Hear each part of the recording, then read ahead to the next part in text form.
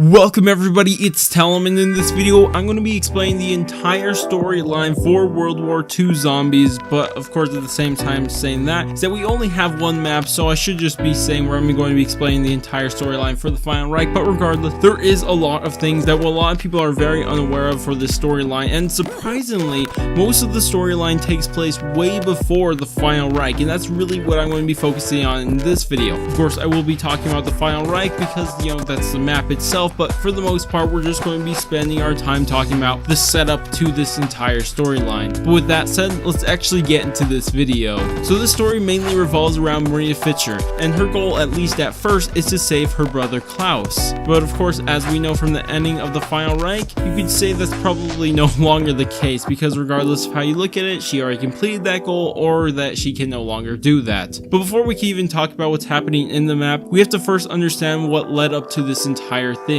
And to do that, we first have to go to the first pieces of information that we have about Maria and her family. Maria and Klaus had both been studying at different universities, Maria at Cambridge and Klaus at Heidelberg. Both being from Germany and being alive around the same time the Nazi party was gaining popularity, they had a disagreement about the party and a falling out over an argument of the Nazi party and if it was good or bad for the German people, with Klaus siding with the Nazis and Maria strongly against them. With this, Maria defected into the United Kingdom and planned to join the British Secret Service, but Klaus didn't have the same luck. Soon after this, their father Heinz Fischer, who also in the past had built weapons for the Imperial German Navy but now owned a toy shop and of course built the toys, he fell ill and Klaus had to leave his studies to return to Middelburg to care for his father and also take over his toy shop. With this, Klaus was already upset, but soon after this his professor Leonard retired, and with this it cut off his only connection to the scientific field, and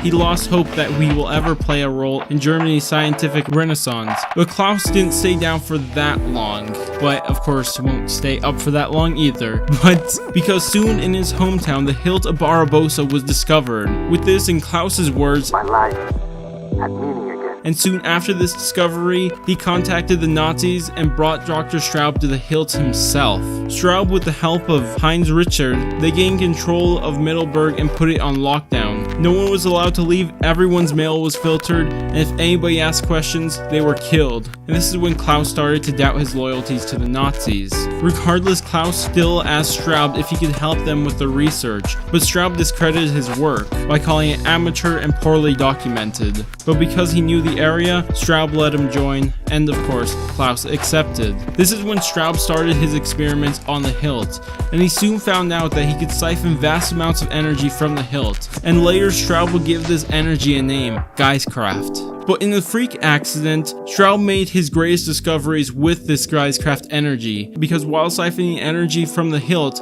a cable came loose, snapped, and killed 2 guards. But soon after, the 2 bodies rose up again, but they were no longer the same. They were now zombified. And from this, Straub learned how to use the Geistkraft energy to make these zombified soldiers, and he also found a way to control them. By stimulating the pain receptors, he can now control the corpses. It's unclear if he ever did this on a mass scale or not, but we do know he knows there's a way to do so. During all this, a division started to grow between Straub and Richter. Straub wanting to make the undead army, and Richter wanting to use its Geistkraft energy to make greater weapons of war. But Klaus saw this as an opportunity to both sabotage Straub's work and contact his sister Marie, who he knew had joined the British Secret Service, and of course shared all this information that we spoke of so far with her. After Maria received this information, she knew she had to get her brother out of there, and requested a mission to do so, but was denied. But she kept persisting, and this is when she was told about a group called the Monuments, Fine Arts and Archives Program, or the MFAA, an American-run group that would go behind enemy lines to retake stolen art from the Nazis. And with her information of these artifacts kept hidden in Middelburg, she convinced the MFAA to take this mission, and of course, she joined them. along with other members, one of those being Olivia, a former art historian, weapons expert, and she's also a part of the French resistance. Also, there was Jefferson, someone who both excelled in military expertise and academics. And finally, Dawson, a former art thief who was given the choice to rather go to jail or help reclaim stolen art. And with this, she set off with them to Middleburg. Around the same time, the infighting between Straub and Richter had gotten so bad that the undead had broken free multiple times. And amidst all this chaos, Straub somehow realized that Klaus has been sabotaging his work and had been contacting his sister Maria. And because of this, he wanted to make Klaus pay and fused him with the Panzermörder and sent it to attack Maria and the rest of the MFAA as they were headed to Middleburg. But as we saw in the intro, this didn't work so well because all of them survived, and instead the Panzermörder just killed a bunch of Nazi soldiers. So from here, Maria finds herself alone and has to fight her way through Gorstenhaus and to make her way to regroup with everybody else in Middleburg.